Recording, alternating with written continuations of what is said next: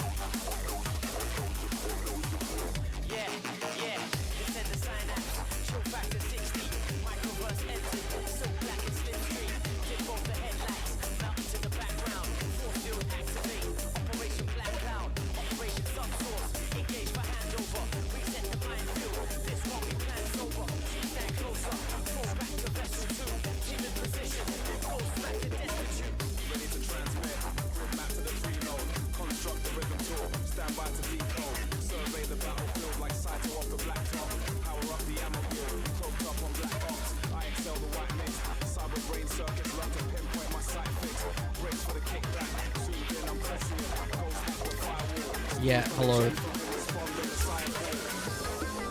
It's a Friday night here in the Antipodeans. We're doing a post-dialysis stream. It's run over 2 hours. Because I'm washed out, tired, I had a bit to drink. Contemplating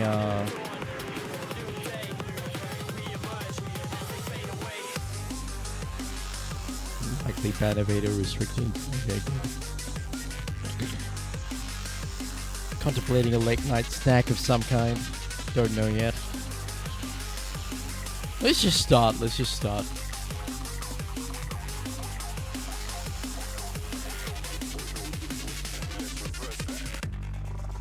is everything in order? Good.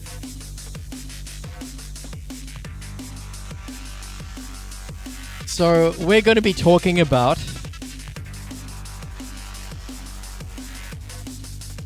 I think like a bit of a preamble is in order here. Let me just help this thing for a second. So, I don't know how things operate. Well, I kind of do. I am a little bit familiar with it. Where, because of the high number of people involved with all levels of law enforcement, even if something was kept secret, inevitably, I guess not inevitably. See, this is the reason why I've always been skeptical of that old saw that too many people can't keep a secret, right? So if you have multiple levels of law enforcement supposedly involved in some kind of case, some kind of investigation, people say that it's almost impossible to keep that a secret, right? But the thing is that works logically only if you assume that, the thing is that we don't know, by its very nature, if something has been kept a secret, we'll never know about it. So there's no way to disprove that saw. It's a disprovable assumption. But that said, bear it in mind that it does have 350 million people in it. It does have way more law enforcement layers than we have in Australia. And the odds of something getting out are much higher than in this country. And in Australia, actually, this is not something that's really known to the wider world. And it's certainly not known to most Australians that we're actually very good at secrecy in this country. And so far, all the questions that may have surrounded who these Bondi attackers were, they're South Asians, which is unusual. They were radicalized by ISIS, which is an immediate red flag, which I'm guessing most people in this channel will, understand why, considering its later co-option by various Western interests. And the fact that they attacked a Chabad little gathering, which is the furthermost right-wing sort of civil society, pro-Israel kind of organization that you're likely to find. And it seems strange. If you're familiar with the background of how Israeli intelligence, Israeli operations penetrates various non-governmental organizations, let's just call them that generously. How many people were how many people in the later periods, like ISIL was festooned with various, like, obvious obviously I can't prove any of this definitively, but people have written about it. You could go look that up in your own time. Up to and including al-Baghdadi himself. So we're gonna look. I've always been suspicious about this. It seems very, if you are abreast of the debate within Australia and the number of attacks that have turned out to be actually not people affiliated with any kind of pan-Arabist, Islamicist, pro-Palestine movement at all, which have quickly been memory hold. The investigation itself here is being memory hold already. It's just been, everybody has come on the front of the media saying things like anti-Semitic attack, anti-Semitic attack, anti-Semitic attack, anti-Semitic attack, ISIS, Islamist. And in the mind of the typical normie, it's like, oh, okay, well, this is obviously Muslims attacking Jews, as they have been for thousands of years. Or whatever people say. I don't really have the patience to pick the brain of your average punter. Here we have the what and the why. He's a lawyer, and he's talking about... He's breaking down. He's not necessarily theorizing, but he's breaking down all the assumptions surrounding the Bondi massacre. So, here we have that. What are the real causes of the Bondi terror attack? Let's find out. I'm Nick Hanna, criminal lawyer, and welcome to The What and the Why. On the 14th of December, 2 gunmen killed 15 people. And while that's happening, I'm going to play a game. I've watched a bit over halfway through this. I haven't seen all of it, but I've seen a lot of it. And I don't really think I'll have anything to add for the most part. So just watch it. He's a lawyer. And wounded many more, nearly all of whom were Jewish, at a religious festival at Bondi Beach in Sydney. It was a horrific act of terrorism that shocked the nation to its core. It caused, and continues to cause, immense trauma to the Jewish community, first and foremost, but also the broader Australian community. While mass shooting events do happen in this country from time to time, they're not common, especially with this number of victims. But it's not only the scale of this tragedy that distinguishes it from others, it's also the unprecedented extent to which it's been politicised. Before the spilt blood of the victims had even dried, the blame game was well underway. The pro-Israel lobby and its allies in the mainstream media led the charge, making several key claims about the causes of the attack. In short, these claims are, firstly, that the attack was the inevitable consequence of a rise in anti-Semitism over the past couple of years. Secondly, that this rise in anti-Semitism is the fault of the pro-Palestine movement and/or Islamic extremism. And thirdly, that Prime Minister Anthony Albanese failed to take proper action to counter this rise in anti-Semitism, and therefore he bears ultimate responsibility for the deaths. In the next 2 episodes, I'm going to examine these claims, which I'll refer to collectively as the official narrative for convenience. I'll try to use the skills I have both as a criminal lawyer and investigative journalist to explore what evidence exists to support the official narrative, who is pushing it, and why. In doing so, I'll also consider some alternative claims that compete with the official narrative, including whether Israel or its lobby bears some responsibility for the attack. There's too much to cover in a single episode, so I'll be breaking it up into 2 parts. In part 1, I'll be looking at the question of whether the Bondi attack was actually motivated by anti-Semitism. That is, a desire to kill Jewish people simply because they were Jewish. This is an important preliminary question that needs to be addressed because only if the attack itself was anti-Semitically motivated can it have been caused by the supposed unchecked escalation of anti-Semitism, as the official narrative claims. In part 2, I'll ask, if the attack was anti-Semitic, to what extent was it caused by some growing tide of anti-Semitism, and who ultimately bears responsibility for any rise in anti-Jewish sentiment?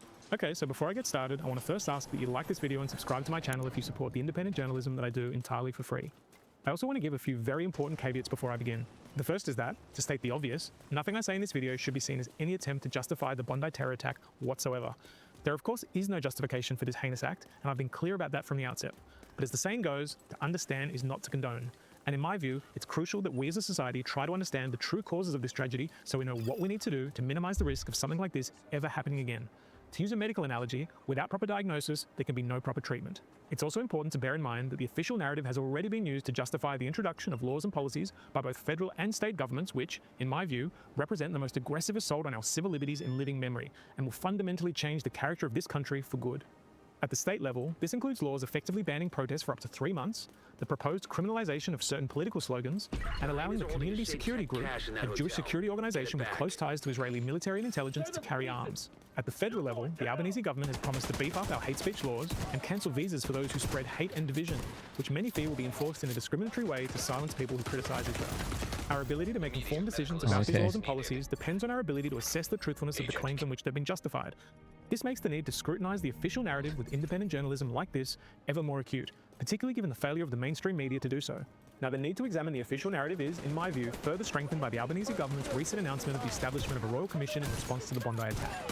While one might ordinarily assume that a royal commission would be the best way to identify the causes of the very event in response to which it's been established, I hold some serious concerns with the proposed terms of reference for this royal commission, which is set out in the draft letters patent available on the Attorney General's website. Notably, nowhere in the document is there any mention of the Commissioner, former High Court Justice Virginia Bell, being tasked to examine the actual causes of the attack. Rather, it seems that the focus of the Royal Commission will be the nature and prevalence of anti-Semitism in our institutions and society and the ways to combat it. Crucially, Albanese clarified in a press conference he gave alongside Gillian Siegel, who is the Special Envoy to Combat Anti-Semitism and a senior member of the pro-Israel lobby, that the definition of anti-Semitism to be used at the Royal Commission will be the International Holocaust Remembrance Alliance, or IRA working definition of anti-Semitism, which considers much criticism of Israel to be anti-Jewish. If you want to learn more about the IRA definition and why it's so problematic, you can check out episode 2 of this channel. The second caveat I want to give is that I of course appreciate that this is a highly sensitive topic for many people. 15 members of the Sydney community were murdered in cold blood at an iconic beach that most Australians have probably been to. This attack felt personal for many people in this country, and emotions are still raw. I get that, and I can assure you that my decision to create this video was not made lightly. But in my view, the public interest in having this conversation is just too high. Having said that, I'll of course try to approach the matter with the sensitivity it deserves.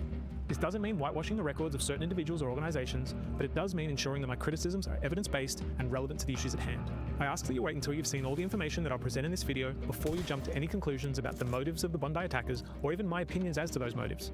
And I also encourage you to do your own research and listen to a wide variety of sources, including sources you might not agree with, so you can gain different perspectives and make a truly informed decision about this also important matter. The third caveat is that my analysis and commentary in this video is based on the information publicly available as at the time of recording this. I really need to emphasize that there is a lot of crucial information that we still don't know and we might not ever know, and that's part of the problem. Drawing conclusions from incomplete facts is inherently unreliable, and journalists and politicians should be extremely cautious about doing it, particularly about a matter of such immense national importance. Yet that's precisely what they've been doing non-stop since the shooting took place, and it's what I'll try my best to avoid. The final caveat is that, as some of you may know, I'm currently the lawyer representing 3 groups who are bringing the constitutional challenge against the state government's new anti-protest laws. It goes without saying that every opinion I express in this video is that of my own, and not my clients. I don't speak for them in the same way that they don't speak for me. So with the caveats out of the way, let's get started. According to the official narrative, the Bondi terror attack was the inevitable result of an escalation of anti-Semitism in Australia since the 7th of October 2023. Now, there's a preliminary issue with this claim, and that is that it's predicated on the assumption that the attack itself was motivated by anti-Semitism. It's an assumption that I think most Australians, including myself, initially made. I mean, after all, this was an attack in which Jewish people were killed at a Jewish religious festival. Seems pretty obvious, right? Well, the more I look into this, the less sure I am. Let me explain. We know that Israel and its lobby have alleged from the outset that the attack was motivated purely by hatred of Jewish people. For example, this is Israeli government spokesperson Shosh Bedrosian speaking the day after the event. Jews were hunted down, they were murdered for one simple reason. It has been a while. I have not been been read. repeated endlessly by nearly every politician and journalist in this How country. have you been? And it's a vital one because it provides the basis for the radical new measures being introduced supposedly to combat anti-Semitism. But what's the actual evidence to support this claim? Before I go on, I should probably explain that when the police are investigating a crime, they'll usually try to identify the possible motives of the perpetrator by looking at what we call direct evidence and circumstantial evidence. Direct evidence is evidence that proves a fact directly without the need for inferences to be drawn. So for example, if I confess to my mate that I robbed the local pub because I needed cash to feed a gambling addiction, that's direct evidence of my motive. What if I didn't explain to anyone why I did the robbery? Well, then the police would need to rely on circumstantial evidence, which is evidence of a fact from which you can infer another fact. So if the police obtained records from my counsellor showing that I've got a gambling disorder, that would be circumstantial evidence of my motive. Now, the strength of circumstantial evidence will generally depend on the facts of each case. Sticking with the robbery example, if the only evidence of any motive was the counselling record showing my gambling disorder, that evidence is going to be pretty strong. But what if there's also evidence that it was a gay pub that I robbed, and I had a long history of making homophobic comments? Well, that means there would be a competing motive, and it might be impossible to work out what the real reason was. I should add that, in many cases, there's simply not enough evidence to identify a possible motive with any confidence. Or there might be multiple possible motives, and it's too difficult for the police to figure out which is the sole, or even the dominant one. So with all that said, let's get back to the Bondi attack. What do we know about the motives of the perpetrators? Well, when it comes to direct evidence, there's not a lot to go off. As far as we're aware, there's no witness who suggests they heard either assailant say anything as they committed the attack. And it's been reported that Naveed Akram has declined to be interviewed by police, which is to be expected, while his father, Sajid Akram, was of course killed during the incident, so questioning him wasn't an option. However, there is one very important piece of apparent direct evidence that is yet to be released to the public, and that is a video that the police are said to have located on Naveed's phone. As I've explained previously on this channel, when the police charge someone with a criminal offence, they're required to provide a document called a fact sheet, which summarises the allegations against the accused person. In Naveed's court case, the prosecution applied for and were granted a non-publication order preventing the publication of the content of the fact sheet. However, this was subsequently overturned and the media were able to report on the document. In the document, the police alleged that the cops found a video on Naveed's phone in which he and his father recite their political and religious views and appear to summarize their justification for the Bondi terrorist attack. It states that the two men are supposedly depicted in the video to be sitting in front of an image of an Islamic State flag with long-arm firearms. Naveed is said to appear to be reciting a passage from the Quran, and that crucially, following the recitation, both he and his father make a number of statements regarding their motivation for the Bondi attack and condemning the acts of, quote, Zionists. Now, I'd like to think that everyone watching my channel knows what a Zionist is, but for any newcomers, a Zionist is someone who supports the ideology of Zionism, which is essentially the belief that Jews have a right to maintain a Jewish supremacist state on the land that was historically known as Palestine. So what are we to make of this video recorded by the terrorists? Well, it raises some important questions that I don't believe have been asked by the media. The first question is whether the men actually explain in the video which acts of Zionists they condemn. Not that there's any shortage to choose from. Is it the genocide that Israel's been carrying out against the population of Gaza for the past 2+ years? A genocide in which tens of thousands of children have been slaughtered and more than 1,000 mosques destroyed in whole or part by Israeli bombardment? Or is it the thousands of Muslims that Israel's killed in the 5 other countries it's attacked in the past 18 months alone? That's Lebanon, Syria, Iran, Yemen. Oh, thank you for the sub, Freedom Amy. You didn't need to do that. I'm certainly not worth a subscription, but thank you for doing so anyway. I'm grateful. Or express any intention to kill Jewish people based on their religion. I think we can safely assume that, if they had, the police would have disclosed this and would have made front-page news. Lastly, there's a question about whether the video is actually a confession as to the men's motive for the Bondi attack specifically.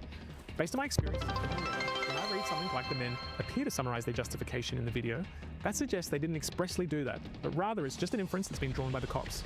Now, it might be a strong inference, but it might not be. It's impossible to be sure without knowing what the men actually said. Now, all of this could be cleared up very easily if the video was released, but it seems that it's being intentionally withheld. Why is that? Well, the government hasn't offered any official explanation for its decision not to release the alleged video confession of the Bondi shooters. But it's not a surprising move. In fact, it's common for governments to try to suppress the dissemination of statements given by terrorists as to their motives. Why? Well, the governments often argue that the censorship is justified on security grounds. For example, after the Christchurch shooting in 2019, New Zealand's chief censor banned the manifesto prepared by the shooter on the basis that it was deliberately constructed to inspire and further murder and terrorism. But critics argue that in some cases at least, the real reason governments do this is to control the narrative. Perhaps the most notable example of this is with Osama bin Laden's letter to the American people, which was published by Al-Qaeda about a year after the horrific September 11 attacks. In the letter, bin Laden sets out his grievances with the US, some of which are based on religious grounds. However, most of the grievances are political in nature. Most relevantly, bin Laden states the following: "Why are we fighting and opposing you?" What my favorites are. Because you attacked us and continue to attack us. Bin Laden then lists various my favorite about this channel. acts of US military aggression against predominantly Muslim countries. At the top of the list is Palestine. Specifically, and to use bin Laden's words, the American support for the occupation of Palestine by the Jews and the oppression, killing, expulsion and destruction which that occupation has resulted in. The letter contradicted the US government and corporate media's narrative as to the motive of the I gotta tell you, I can't really concentrate on this game. September 11 perpetrators, as was expressed quintessentially by then US President George W. Bush in the weeks following the attack. Americans are asking, why do they hate us? They hate what they see right here in this chamber. A democratically elected government. Their leaders are self-appointed. They hate our freedoms. Our freedom of religion, our freedom of speech, our freedom to vote and assemble and disagree with each other. The letter forced readers to confront the idea that the violence at the heart of US foreign policy, in particular its unconditional support for Israeli crimes in Palestine, has created what's called blowback, that is, revenge or counterattacks against Americans. Unsurprisingly, the letter was intentionally ignored by most of the mainstream media, but it went viral on social media during Israel's recent genocide in Gaza, with videos about it receiving more than 15 million views on TikTok alone. In response, TikTok and other platforms deleted such videos, and The Guardian, which had been one of the only media outlets to have published the letter, removed it from their website. The censorship of the letter by TikTok and The Guardian drew criticisms from free speech advocates, and it's not difficult to see why. Regardless of what you think of bin Laden or his letter, and to be clear, I'm not a fan of either, it's plainly an important historical document. Why can't I concentrate on it? Because when I'm listening to something and I care about it a lot more, so despite myself, I care about this issue a lot more than I do about a video game. I tend to, my brain just, I have a very one-track mind. So, like, it's very difficult for me to really multitask. It's never been something I've been good at. But when I'm listening to this, my brain is just, like, about, like, most of the active centers of my brain is just listening and thinking. And there's maybe about 20% of it that's concentrating on the game. So I'm kind of like spacing out and going on autopilot playing this game, which doesn't really, it's not enjoyable. Like, it's not really a fun thing to do. That can promote informed discourse in our society. This is particularly important at a time when there's an increasingly prominent debate within the US and the West in general about the military, financial, and political support that our countries provide to Israel and the price we have to pay for it. And it's for this same reason that I think the video confession of the Bondi shooters shouldn't be withheld from the Australian public. At a time when we're being asked to accept sweeping new laws on the basis of the purported motives of these two men, isn't it vital that we hear from the men themselves rather than just cherry-picked words, summaries, or interpretations made by individuals and organizations that may have their own agendas? This is all the more crucial when public trust in the government and the mainstream media appears to be at an all-time low, especially when it comes to anything Israel-related. Releasing the video will also avoid what's called the forbidden knowledge effect, which is when information seems more exciting and cool because it's been censored, and so more people search for it, and more importantly, place more weight on it. Okay, so now that we've discussed the direct evidence of the shooter's motives, I want to move on to the circumstantial evidence. As we know, most of the victims of the attack were Jewish people attending an event marking a Jewish holiday, namely Chanukah by the Sea, a celebration to commemorate the first night of Judaism's 8-day Festival of Lights. The attack was clearly targeted in that the terrorists chose to shoot up this festival on this particular day. This fact alone gives rise to a strong inference that the attack was anti-Semitically motivated. But is it the only fact that we should consider when deciding what conclusions to draw? Let's start by looking at who was behind the festival. The main organizer of Chanukah by the Sea was Chabad of Bondi, which is a community center that's part of the global ultra-Orthodox Jewish movement Chabad Lubavitch, commonly referred to simply as Chabad. Chabad was founded back in 1775, but it only came to prominence in the second half of the 20th century under the leadership of the Russian-American rabbi Menachem Schneerson, who is often referred to by his followers as the Rebbe. Schneerson was not only a spiritual leader, but he was also very outspoken on political issues, particularly when it came to Israel. He was an extreme Zionist who supported the aggressive expansion of Jewish-only settlements on stolen Palestinian land in the occupied West Bank and East Jerusalem. This is Schneerson speaking with Ron Nachum, the then mayor of the illegal Israeli settlement of Ariel, and urging him against returning land to the Palestinians as part of any peace deal.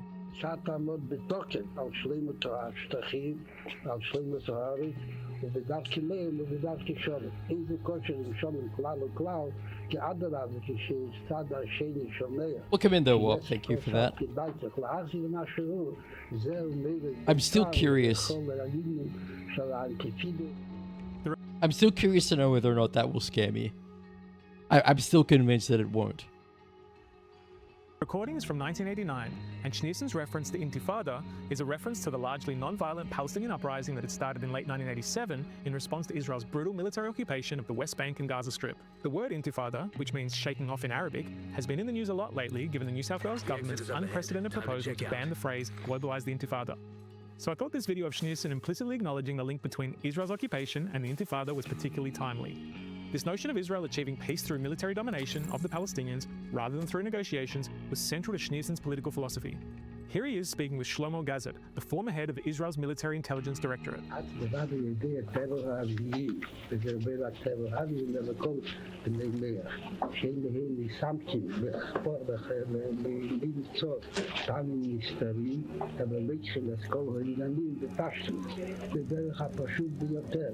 kişinin gaşin bir dut kişinin dabrin abraz de hazarat shtahim min shem zan li kol al-asar hadin zan ray al-mukhar shiyash oda mal-dam.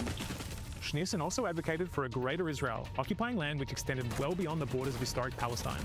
This is him in 1981 criticizing the far-right Israeli Prime Minister Menachem Begin for agreeing to the Camp David Accords with Egypt, which saw Israel return the Sinai Peninsula, which it had seized from Egypt in 1967, in exchange for peace. Holy fuck, there's a dude here. Oh my god.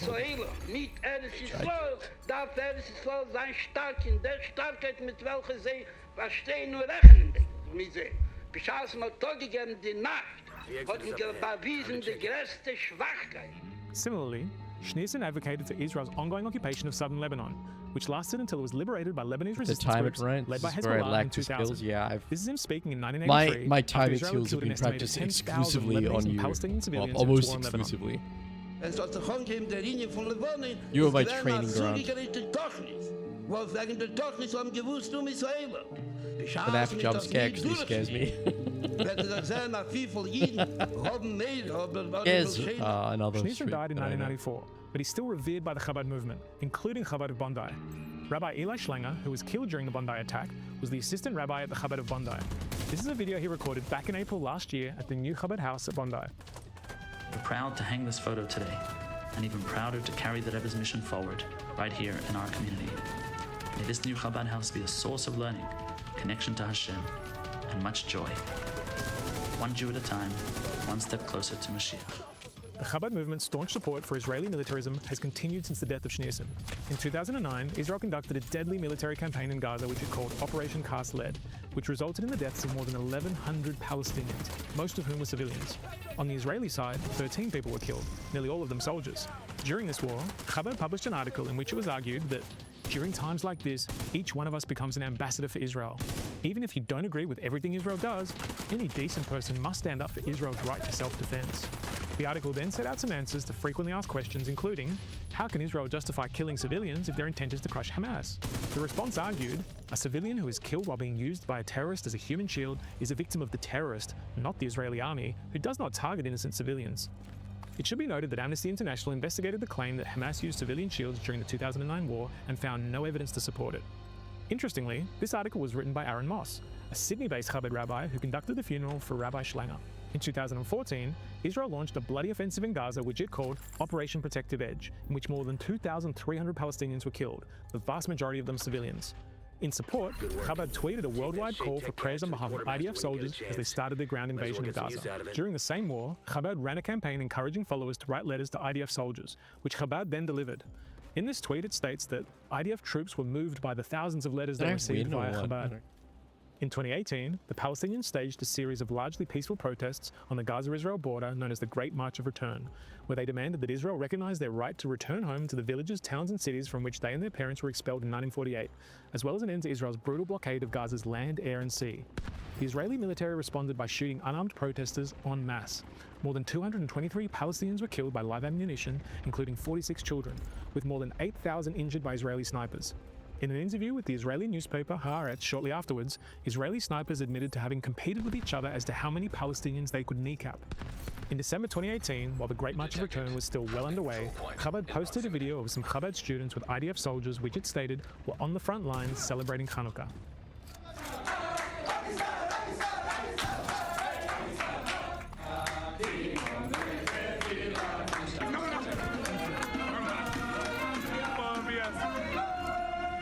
Chabad's support for the Israeli army has increased significantly during the current war in Gaza, which, it must be remembered, has been found to constitute the crime of genocide by every major human rights organization and genocide expert. On the 12th of October 2023, Chabad posted an article on its website titled, Chabad centers near IDF bases provide lifelines for soldiers headed to war. The article showed a photograph of volunteers from the Chabad branch in occupied Eilat, with a large contingent of Israeli soldiers. In the article, it stated that all around Israel, Chabad Lubavitch emissaries and a host of volunteers are working around the clock to source and deliver supplies to those on active duty. They went on to say that the Chabad emissaries provide both material and spiritual sustenance to the troops every day. 2 weeks later, Chabad was boasting on X that its Miami delegation had brought supplies and positive spirits to Israel, including gear for IDF soldiers. In December 2023, Chabad tweeted a photo of its members with a group of Israeli soldiers again celebrating Hanukkah. And in June 2024, while the Israeli military was flattening the unexpected. southern Gazan town of Rafah, Chabad posted a video of an IDF Chabad chaplain celebrating the printing of Tanya, which are philosophical writings of the founder of the Chabad movement inside occupied Rafah. Had a Tanya on a truck that was in a Post mission link to the video, inside of, yes. Rafiah. This truck was moving along with a unit that was doing a mission in Rafiah, and all along it was printing a Tanya.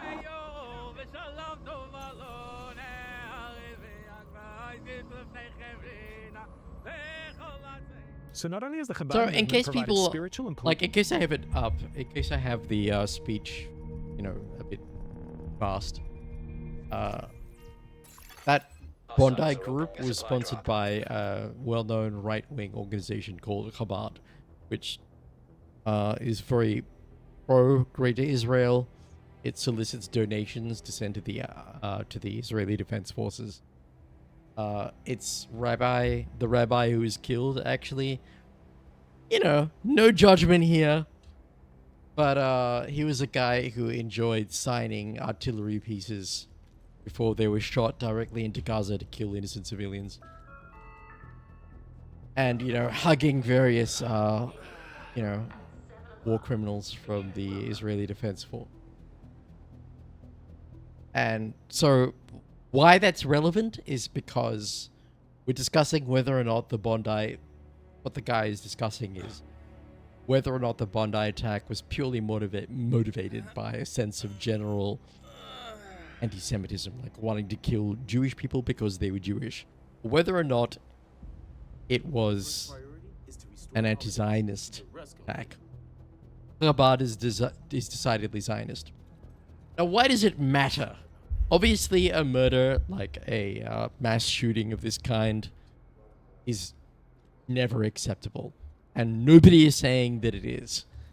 What is being questioned here is the motives for it, and which has gone on to have repercussions for hate speech laws in this country, in Australia.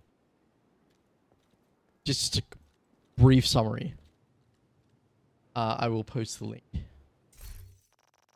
after I quit the game, because I can't concentrate really anyway.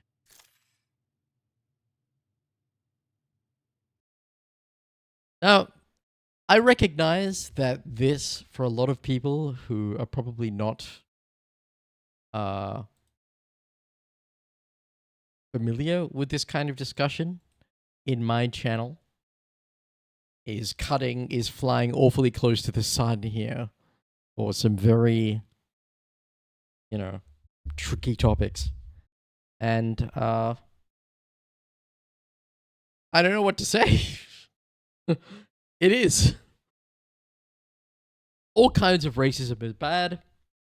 But I will say that at this point in time, a genocide of upwards of 2.3 million people suspected to be, at this point, direct deaths caused by the genocide, anywhere between 100 and, according to some count, 600,000 people. I think if you average that, that's about 350,000 people directly killed by this genocide, which is really the worst death toll that the world has seen. Certainly, actually, no, not in this century. The Americans have killed way more people in Iraq and probably Afghanistan too. A lot of those you can argue whether or not they're secondary effects. But the starvation, direct shooting, bombings, that's as well as Israeli politicians going around saying stuff like, yes, kill them all, essentially. I'd say it's, as well as the glee and the smugness surrounding it, I think that's something that we've actually never seen in our history. Political support for Israel's genocidal war in Gaza, but it's also boasted about its provision of direct material support. In recent years, the This is a US-based political leadership of stream, Chabad has also so aligned for itself those with of some you the who most have come openly from racist and genocidal figures in the more gaming-oriented, you know, communities that I hang out in, I don't know what you were expecting, but you know, I don't bring this up at all in those streams, but you have ventured into the jungle right now. Israeli politics. I can including only Minister for National apologize. Security Itamar I'll be Ben-Gvir, right back. as well as Finance Minister Bezalel Smotrich. These ministers are considered so extreme that last year they were sanctioned by the staunchly pro-Israel governments of the UK and Canada, as well as Australia. Now, I should make clear that I'm not alleging that any Australian Chabad chapter has provided material support to Israeli soldiers or that its leadership has ties with Ben-Gvir or Smotrich. I don't know either way, and it's not possible to know because most of the senior Chabad figures have traditionally kept a low public profile. But there are some exceptions, perhaps the most notable of which was Rabbi Eli Schlanger. Rabbi Schlanger, who is perhaps the most prominent of the Bondi terror attack victims, was the assistant rabbi at Chabad of Bondi and the organizer of the Chanukah by the Sea festival that was targeted. If you get your news from mainstream media, you'd be forgiven for thinking that Schlanger was one of the most decent human beings to ever have walked this land. Rabbi Eli Schlanger was mourned by hundreds at a service in Bondi, where he was remembered as one of the purest and most sincere people. Remembered as one of the purest and most sincere people. Anyone who knew him knew that he was the very best of us. This is a person who rose each day with a simple mission of doing good. New South Wales Premier Chris Minns had similar words to say. This morning I was able to attend Rabbi Eli's funeral, which was a celebration of a man that was a gift for our city and someone who did so much, not just for the Jewish community, but for everybody that lives in New South Wales. While I've got no doubt that Schlanger had many admirable qualities and served the Jewish community well, there is a side to him that's been conspicuously absent from the mainstream media's coverage of him, and that is his vocal support for the Israeli war machine during the genocide in Gaza. In late October 2023, when Israel's genocide in Gaza was well underway, Schlanger was one of 27 Chabad rabbis from the US, Canada and Australia to travel on a rabbinic solidarity mission to Israel. The stated objective of the trip was to inspire, unify and pray for and with IDF soldiers, along with families of the murdered, the captive and wounded. While there, Schlanger posted numerous photos and videos of himself with uniformed Israeli troops on his public Instagram account. In a post captioned visit to the army base on the front line, he shared photos of himself eating with, embracing, and kissing the head of armed soldiers, and even a photo posing with soldiers while he held a machine gun himself. This is a video of Schlanger at the same base with a caption that reads, "Receiving a blessing from one of the holiest people on earth." This is consistent with the teaching of Schneerson that IDF soldiers are to be cherished as emissaries of the Jewish people. In another video, Schlanger can be seen handing cash to the Chabad rabbi of occupied Ashkelon, next to 2 Israeli soldiers. Okay, I'd like to thank very, very much the people of Bondi, Australia, for their very, very considerate and important donation that will help us protect the people of Ashkelon. Upon his return from this trip, Chabad of Bondi organized an event titled Debrief, Rabbi Eli Schlanger Returns from a Blitz Israel Mission. The photo used to advertise the event was of Schlanger speaking with an Israeli soldier. At around the same time, Schlanger posted a photo of Schneerson with what I think on any view can be considered a pro-war caption that included the following text: "The Rebbe instructed the Israeli government to stand strong against our enemies and friends, not to negotiate with or give up on any part of Israel to our enemies. The Rebbe instructed Jews around the world to stand with their chins up and encouraged us to believe and know that the war will be victorious." As the genocide in Gaza progressed, Schlanger continued to use social media to post in support of Israel's war effort. In January 2024, American commentator Jackson Hinkle tweeted a video of the South African legal team returning to Johannesburg after running their largely successful application for interim measures against Israel. Schlanger replied with a one-word tweet, Amalek. Amalek is a reference to the nation of people who, according to the Hebrew Bible, God instructed the Israelites to annihilate entirely, including the women, children, babies, and animals. Ironically, the South African legal team had relied upon Israeli Prime Minister Benjamin Netanyahu's use of the same word when justifying his war in Gaza as evidence of genocidal intent. If you go to the replies section on Schlanger's Twitter account, you can see that he used the word Amalek on various occasions when responding to pro-Palestinian tweets. On the 26th of May 2024, while Israel's deadly offensive in Rafah was in full effect, Schlanger posted this photo of Schneerson with the caption, "The Rebbe. This photo demonstrates the Rebbe's love for the IDF. Wounded soldiers often traveled to the Rebbe for his blessings." In July 2024, Schlanger posted a photograph of himself with an Israeli soldier, accompanied by a long caption in which he argued that Jews have the right to rule Palestine, which he of course calls Israel, because of, quote, divine promise stated in the Torah that God gave the land to us. In July 2025, former UK politician George Galloway retweeted a video of an interview with a clearly emaciated woman in Gaza who complains of not having eaten in 5 days. Galloway's caption reads, "Any reaction? Anywhere? Anyone?" To which Schlanger responded, "AI." This is in the context of Human Rights Watch accusing Israel of using starvation as a weapon of war from as early as December 2023, and Amnesty International publishing a statement just 2 weeks prior to Galloway's tweet in which it claimed that Israel was continuing to use starvation as a weapon of war in Gaza. 2 months later, in September 2025, journalist Alan McLeod tweeted, "More empathy has been shown for Charlie Kirk over the past 12 hours than for tens of thousands of innocent Palestinian children in 2 years." Schlanger replied by saying, "Surely that shows where the majority of the world stands." Okay, so now that we've discussed the organization behind the event, I want to talk briefly about the event itself. The fact that the Bondi shooting took place at an event marking the Jewish religious holiday of Hanukkah has been one of the main facts on which the political and media class have based their assertion that the attack was religiously Don't and not apologize for politically being motivated. me. Never. While the event was clearly religious, being a festival Although to I celebrate just the did. first day of Hanukkah, is there more to the story? Picture this for Specifically, me. was No. this both a religious and a Oh, that's political good. event? Each year, the Chabad of Bondi's Hanukkah event includes various speakers. I haven't been able to find a list of all the people who've spoken there over the years, but I was able to identify some of the speakers. At the top of the list is none other than Alex Rivchin, the co-CEO of Australia's largest pro-Israel lobby group, the Executive Council of Australian Jewry, or the ECAJ. As I discussed on the last episode on this channel, Rivchin, who has described Schlanger as his close friend and rabbi, has a long history of supporting Israeli militarism, including during the current genocide in Gaza, publicly praising the Israeli military on social media with comments such as, "Glory to the heroes of the IDF," "Bless the heroes of the IDF," and "Thank you to the heroic female soldiers of the IDF. We love you and we're with you."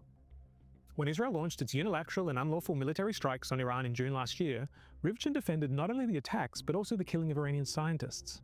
The top 3 generals in the Iranian army have been knocked off. 2 of their leading nuclear scientists, the majority of their nuclear facilities have been hit. And I think this would be a real game changer in the region. I think something that was badly needed and certainly acts in the interest of peace in the long term. In an interview with Channel 7 News on the day following the Bondi attack, Rivchin disclosed this about his connection to the festival. It's not only a communal tragedy, a national tragedy, but it's deeply personal. I mean, this is my community. This event is one that I've spoken at for the last 10 years. I was scheduled to speak at it again this year and to come with my 3 daughters and my wife, as I do every year. On Rivchin's public Instagram account, you can find a recording of him speaking at the Chabad of Bondi's Hanukkah event held in December 2024. I found this part of it highly revealing. In the new year, we will see a federal election, which will be the most consequential election in the history of the Australian Jewish community. But we know that no matter what happens, we will prevail and we will endure because... For the uninitiated, there's nothing more that Israel likes than constantly associating Zionism and Israel's actions with Jewish people in general. And this very much, especially in the Western world, considering all the stuff that everybody's learned about the Holocaust, it's very much something that remains, although that's being broken down, kind of like a sacred cow. Every time you hear hatred against Jews, whether or not it's actually accurate, whether or not it's hatred against the political movement that is Zionism and the political entity that is Israel and what it does versus Jews in general, a lot of people in the West tend to be like, ugh, scary. That is what we do, and that is who we are. I urge you to look to your community for strength. Look to our brothers and sisters in Israel, who have taken down our enemies one by one, pager by pager. The reference to pages is of course a reference to the pager attacks in Lebanon in September 2024. Yeah. When Israel simultaneously detonated thousands of explosive devices it had concealed inside pages, killing and maiming thousands of Lebanese citizens, both Hezbollah fighters and civilians, including numerous children. So there you have it. Clear evidence that at least a recent Chabad Hanukkah festival at Bondi, there was not only political speech, but political speech praising a military operation that, it should be noted, was widely condemned by human rights experts as violating international law. Even the former director of the CIA, Leon Panetta, described it as a form of terrorism. Is it terrorism? I don't think there's any question that it's a form of terrorism. The only other recording I found of Rivchin speaking at a Chabad of Bondi Hanukkah event was from December 2022. In it, Rivchin complains of the Albanese government's decision to reverse the highly contentious decision of the previous Scott Morrison government to move the Australian embassy from Tel Aviv to occupied Jerusalem. Rivchin then ends his speech with these words. So friends, enjoy this festival of lights and miracles. Cherish being a Jew, cherish being an Australian, and cherish living in a time when Zion and Jerusalem is in our hands. I haven't seen any recordings of Rivchin's speeches at the other Hanukkah festivals, but I think it's safe to assume that they would have also been politics heavy and expressing strong support for Israel. I mean, after all, Rivkin is not a spiritual leader, but rather is a political leader and senior Israel lobbyist. Now, Rivkin is just one of several Zionist politicians who have spoken at Chabad of Bondi Chanukah events over the years. Others include former Prime Minister Scott Morrison, current Senator and former member for Wentworth and former Ambassador to Israel, Dave Sharma, and former... It's important to note that our former Prime Minister Scott Morrison, is a member of a Pentecostal church, which more than likely is very much Christian Zionist, in that it's very much looking forward to the rapture, which they believe will happen in the Levant region, which, those of you who aren't aware, is that region of the Mediterranean between the Red Sea and I think really all the way up past Syria, all the way to Turkey. That's the Levant. They think that it will come from there. They think that Jesus will come down during an apocalyptic battle between good and evil, and that all true believers, which by the way doesn't include Jews, the Protestant Pentecostal belief in the rapture, what they believe is that Jews who don't repent and convert to Christianity will be consigned to the hell on earth, while those who do will be immediately brought up to heaven. They think that they'll be immediately evacuated of all their worldly possessions and concerns, and all true believers will immediately be elevated to heaven. This is true. Like, this is just what they believe. Which is, I mean, people often talk about the irrationality of, some people talk about Jews. Some people talk about Muslims being highly irrational in everything that they do. They just wake up every morning, kiss their wife, kiss their children, and say, well, I'm going to kill some non-believers now. But actually, there is nothing like this. Even in the most extreme versions of what the West calls radical Islam, nobody believes in the fulfillment of a kind of prophecy, come what may. There's no such thing. This is purely a Pentecostal Protestant belief. There are far more Christian Zionists than there are Jewish Zionists. New South Wales Premier Gladys Berejiklian. Rabbi Schlanger also appears to have spoken each year at the festival, which is unsurprising given his organising role and senior position within Chabad. I should make clear that I haven't seen recordings of any of these other politicians' speeches, so I can't speak to the content of what they said. In addition to the live speakers, videos of the late Rabbi Schneerson, whose hardline pro-Israel political views I discussed earlier, appear to have been played at each year's festivals. Furthermore, at some of the previous year's festivals, the main minaret had been adorned with a large portrait of Schneerson. Okay, so now that we've spoken about the Chabad of Bondi and its Hanukkah festival, I want to turn my attention back to the other side of the equation, and that is the connection between the two shooters and the organization known as the Islamic State. For convenience and out of habit, I'm going to refer to the Islamic State as ISIS, which is the acronym for its former name, the Islamic State in Iraq and Syria. 2 days after the Bondi attack, Prime Minister Albanese claimed that the perpetrators appeared to have been driven by Islamic State ideology. On the 30th of December, the Commissioner of the Australian Federal Police, Chrissy Barrett, gave a press conference at which she provided an update about the investigation. She said that, despite the initial speculation in the media that the two men underwent training for the attack when they travelled to the Philippines in November, the AFP's current view is that, having reviewed the CCTV footage from the Philippines, this does not appear to be the case. The Commissioner went on to state that the AFP's current assessment is as follows. These individuals are alleged to have acted alone. There is no evidence to suggest these alleged offenders were part of a broader terrorist cell or were directed by others to carry out an attack. However, she reiterated that she believes the attack was inspired by ISIS. And I don't think there can be any doubt about that. I mean, we know that an ISIS flag was displayed on the car that they'd parked at the scene of the crime. Plainly, this demonstrates a clear intention on their part to associate the terror attack with the organisation. In addition, it's been reported that another ISIS flag was reportedly located by police in the same vehicle, and that, as I mentioned earlier, the police say that they located a video on Naveed Akram's phone depicting him and his father standing in front of an ISIS flag while they appeared to provide an explanation for the attack. So I don't think there's any question the attack was at least inspired by the ideology of ISIS. The question is, what does this tell us about whether or not the attack was motivated by anti-Semitism? Well, to answer that question, we first need to ask, what is ISIS and what does it believe? It's beyond the scope of this episode to embark upon a detailed analysis of ISIS and its ideology, and I'll be doing this in a later episode, so I'm going to keep it very brief for now. In short, ISIS is an international militant organization that originated in Iraq in the wake of the 2003 US invasion and subsequent occupation, but then spread to Syria and beyond. ISIS subscribes to an extreme Sunni Islamist ideology that is commonly referred to as... By the way, I think it's pertinent to note now. It's pertinent to note now that actually part of the foundation of the original ISIS, before it was arguably co-opted by Western operations and intelligence services, is that it was... so when the coalition forces, the coalition of the willing, entered Iraq, what they did was they immediately ejected all...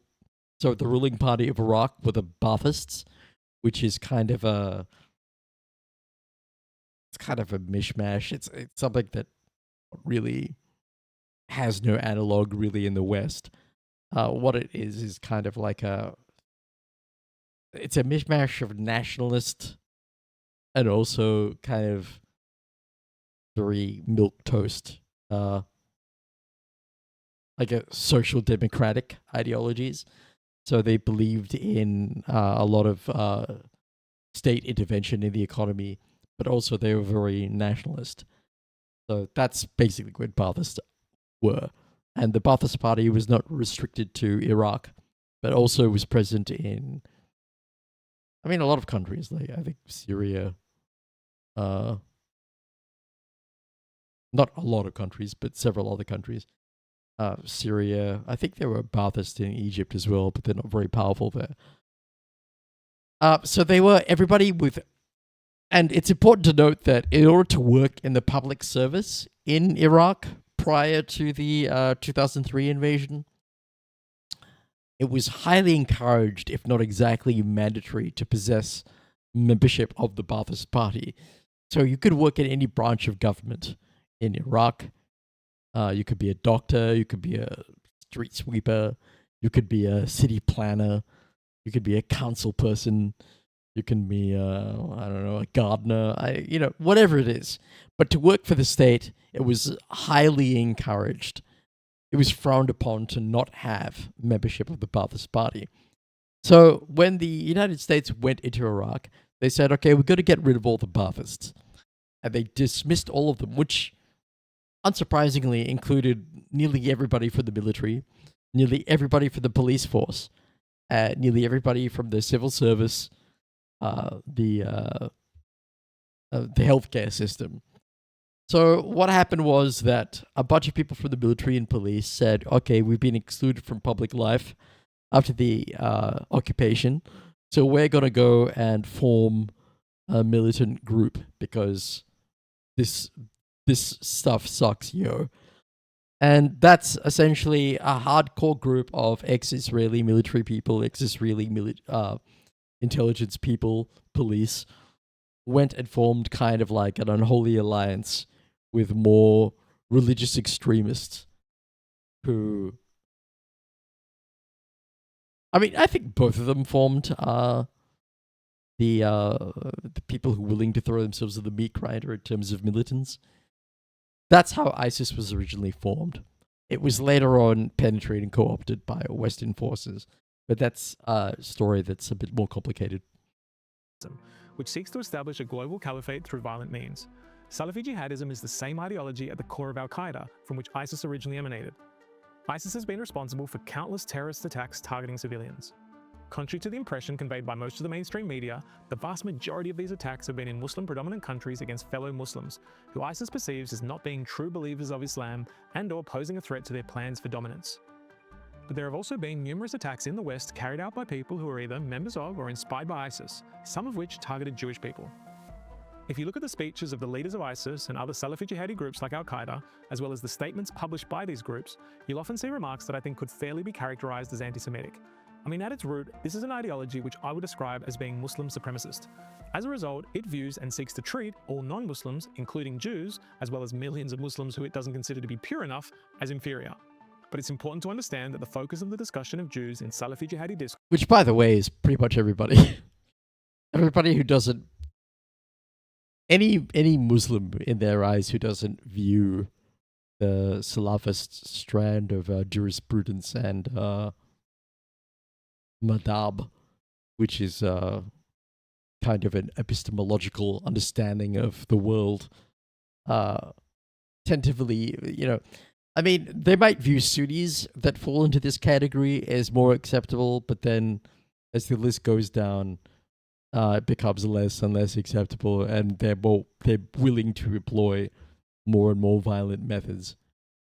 Of course, is generally on what they describe as the Jewish occupation of Palestine, which they see as Muslim land, and the crimes of Jews against the Muslims of Palestine and the neighboring countries.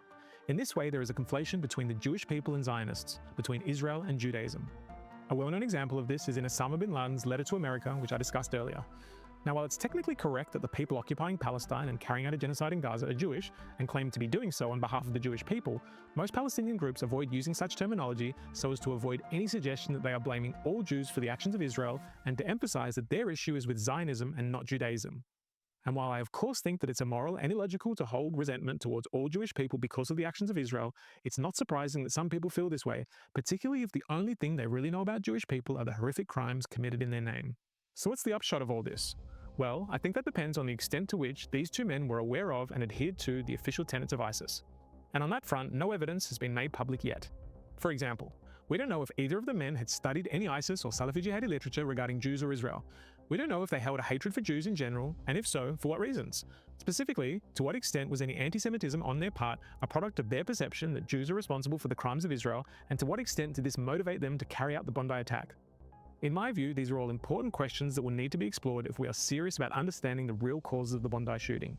While I think that it's safe to assume that it's likely that both men harbored both anti-Semitic and anti-Zionist views, and that this contributed to their offending in no small part, assuming isn't good enough. We need certainty. Now, the content of Naveed's mobile phone may shed a lot of light on these questions.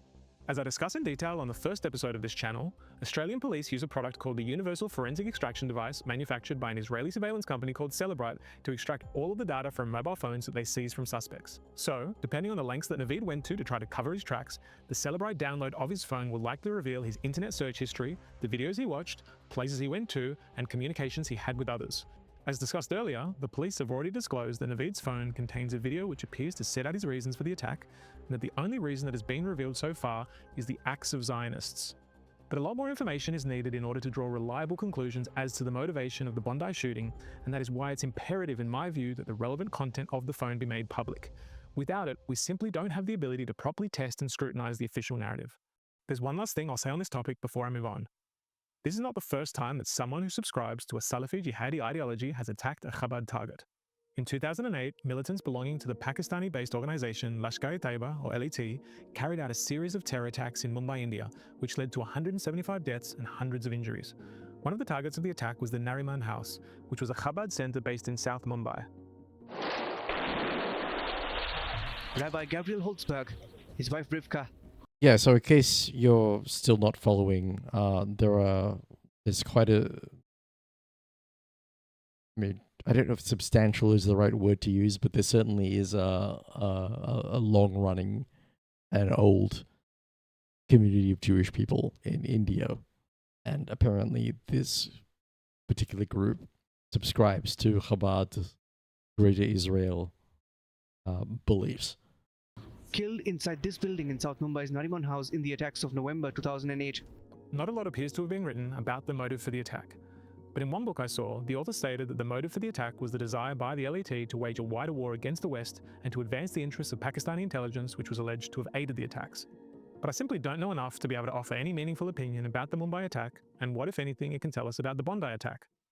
Okay, so I've just spent a lot of time discussing what I believe are the most relevant pieces of evidence, both direct and circumstantial, that shed light on the possible motives of the Bondi shooters. I now want to end this video by synthesizing the evidence as a whole and setting out some conclusions that I think we can draw. I'm going to deal first with the only supposedly direct evidence we have, which, as you recall, is the video located on the mobile phone of Naveed, in which the two men allegedly provide an explanation for the Bondi attack in which they condemn the acts of Zionists.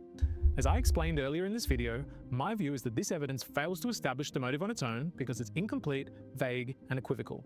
However, to the extent that we can draw any conclusions from this video, it points towards the attack being motivated in response to the conduct of the State of Israel and/or its supporters rather than hatred of Jewish people. Now, this direct evidence must be considered in the context of the circumstantial evidence that I've discussed in this video. Well, what conclusions can we draw from that? In my view, they are the following. 1. This attack was clearly targeted at persons attending the Hanukkah by the Sea festival at Bondi. Given that this is a festival organised for Jewish people to mark a Jewish religious holiday, I think we can safely assume that the shooters were targeting people they believed would be Jewish. Viewed in isolation, this fact gives rise to a strong inference that the attack was anti-Semitically motivated. That is, that it was motivated by a desire to kill Jewish people on account of their being Jewish. 2.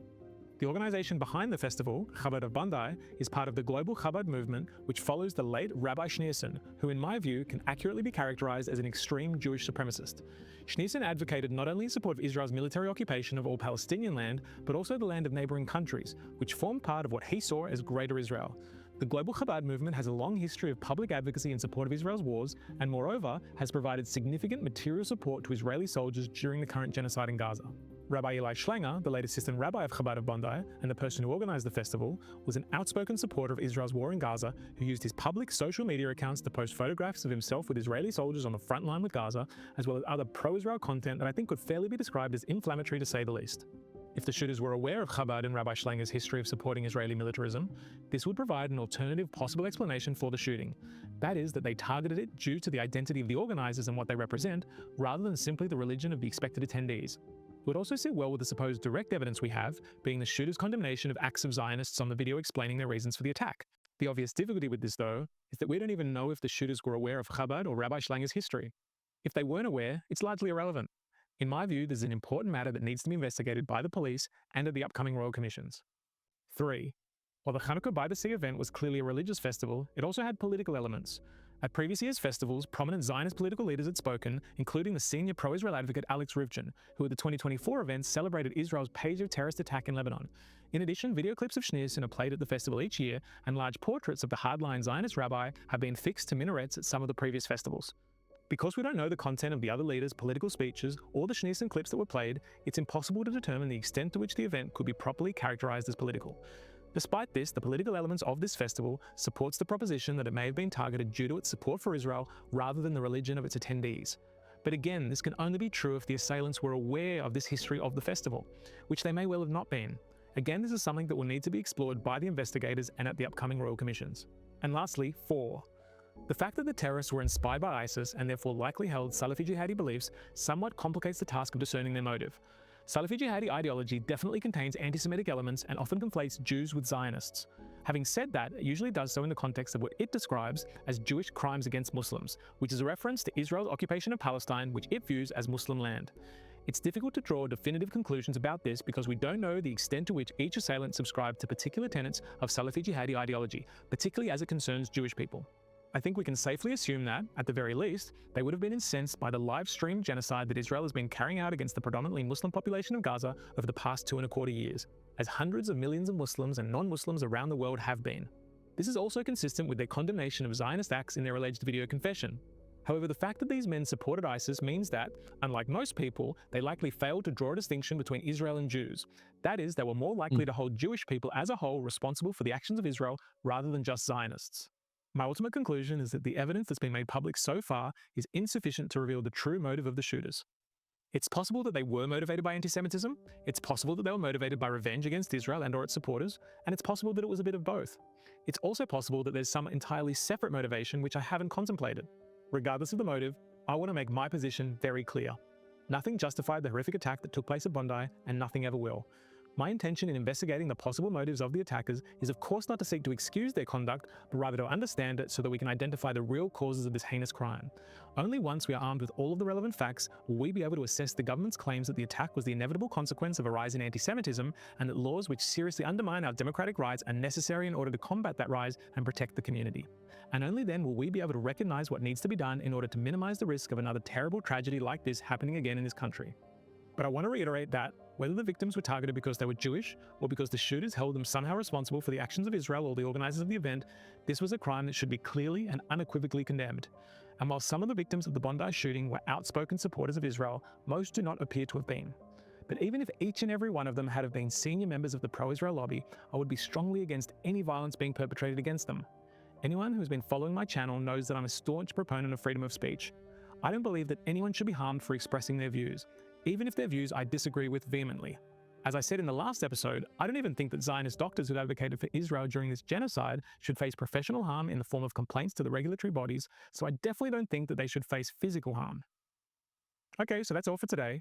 In the next episode, I'll ask whether, to the extent that this attack was motivated by anti-Semitism, was it the result of a supposed escalation in anti-Semitism, and if so, what were the real causes of that escalation? If you made it this far, that hopefully means you value my journalism, so please give the video a like and comment and subscribe to my channel. Until next time. All right, that's all I have for time and energy and headspace for tonight. Once again, I do have some thoughts, by the way. I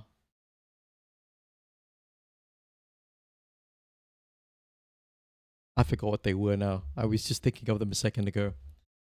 But I don't do well after dialysis. How many people are in here? 2? Okay, well, I bid you good night and good luck, everybody. Thank you for joining me.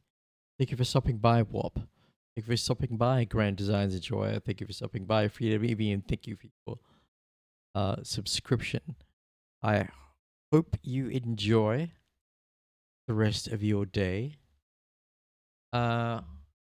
Recommend, I won't be reading. I do recommend Iros Rev. He's live right now. Or Dave Legend with a 3 as the third E in his name. Oh, there are 5 people here all of a sudden. Okay, I will raid then. I'll raid Dave. And if anybody leaves during the raid, I'm canceling it.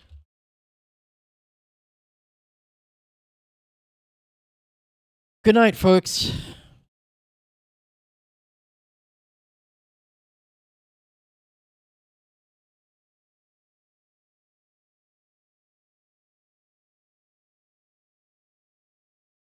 Free Palestine.